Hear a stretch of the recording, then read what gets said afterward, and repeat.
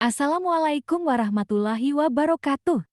Kelompok 13 judul Ketahanan Nasional dalam Bingkai NKRI oleh pertama, Rizka Putri, kedua, Ermai dosen pengampu, Parulian Siregar M. PD, Narasumber, Irham Saputra Haraha Perwira Koram 082.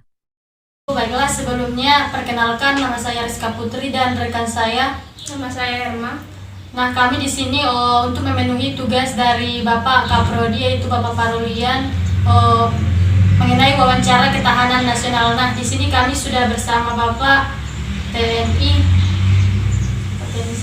Ya. Nah, gimana Pak? Bisa langsung kita mulai? Baik, terima kasih adik-adik para mahasiswa. Ya, sebelumnya saya akan memperkenalkan diri. Nama Ilham Saputra Rahab. Tempat dan tanggal lahir Medan 16 Desember 1946. Kemudian jabatan saya di sini Perwira Korum Kompis Nangkandung. Ya, artinya saya itu masih baru di sini, belum genap sebulan ya. Terima kasih atas datangan kalian berdua.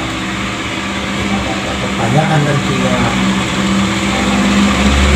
yang perlu kalian sampaikan atau kalian lontarkan, bisa saya jawab. Kalau tidak bisa, nanti istilahnya kurang maksimal jawaban saya. Nanti bisa kita ketemu lagi di hari-hari berikutnya. Mungkin langsung aja deh, apa istilahnya yang perlu ditanyakan. Jadi Pak, kami ada 6 pertanyaan di sini. Yang pertama, menurut Bapak visi misi ketahanan nasional itu apa Pak? Ya, visi misi ini kalau kita bilang visi misi artinya bentuk global ya. Artinya luas penjabarannya ini. Jadi kalau visi yang pertama mempertahankan keutuhan negara NKRI. Itulah yang paling utama. Yang kedua menjaga kedaulatan ya negara Republik Indonesia mulai dari Sabang sampai Merauke. Yang ketiga menjaga stabilitas dalam negeri. Pertanyaan selanjutnya Pak, karena kita sudah tidak mempertahankan ketahanan dan keamanan dengan perang seperti melawan penjajah lagi, jadi menurut Bapak bagaimana cara generasi selanjutnya dalam menjaga ketahanan dan keamanan di Indonesia? Ya, baik. Karena masa-masa damai, karena pada saat ini kan kita dibilang masa damai, ancaman-ancaman baik di dalam negeri maupun dari luar negeri itu untuk sementara dibilang masih stabil. Akan tetapi kita tidak menutup kemungkinan ancaman-ancaman dari luar negeri itu akan muncul.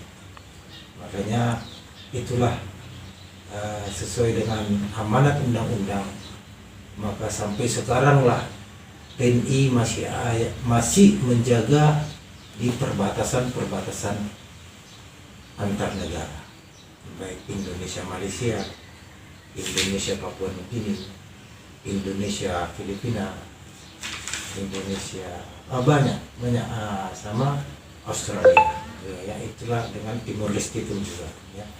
Itulah sebagai kondisi damai. Kemudian kalau ditanya apa langkah generasi, langkah generasi itu haruslah mengerti tentang dasar-dasar negara, atau yang udah mulai dari ideologi Pancasila. Kalau dulu kita pernah dengar GBHN ya, garis besar haluan negara, itu harus kita galakkan lagi. Kenapa? Kemudian ancaman dari dalam apa aja, banyak ancaman, baik sosial media, baik ancaman-ancaman yang bersifat tertulis maupun tidak tertulis ya, itu pun merupakan ancaman. Akan tetapi untuk generasi kita, ancaman sekarang ini sosial media ya. Karena apa? Karena tidak bijak melakukan atau menggunakan sosial media. yang beginilah, itu pun merupakan ancaman dalam negeri, baik merusak stabilitas negara, ya, baik yang menyebarkan hoak, ya begitu, itu pun merupakan ancaman dalam negeri. Untuk generasi haruslah kita kembali lagi ke ideologi kita, yaitu Pancasila. Jadi Pak, pertanyaan selanjutnya, apakah langkah yang dilakukan oleh pemerintah dalam menegakkan keamanan dan ketahanan sudah efektif dan efisien menurut Bapak? Ya, sudah efektif dan efisien. Artinya semua lini sudah bekerja. Artinya baik di TNI di perbatasan, TNI di kota, TNI di daerah-daerah, semua sudah bekerja dengan fungsinya masing-masing. Kalau ancaman istilahnya gangguan kecil begini itu seperti biasa lah, tetapi itu pun masih hitungannya kecil, artinya masih bisa diatasi.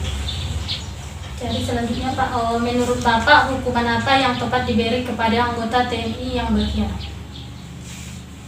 Ya, kita negara hukum, artinya semua pelanggaran baik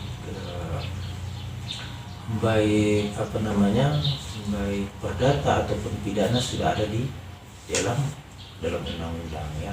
Semua itu kita serahkan ke yang berwenang aja, ya.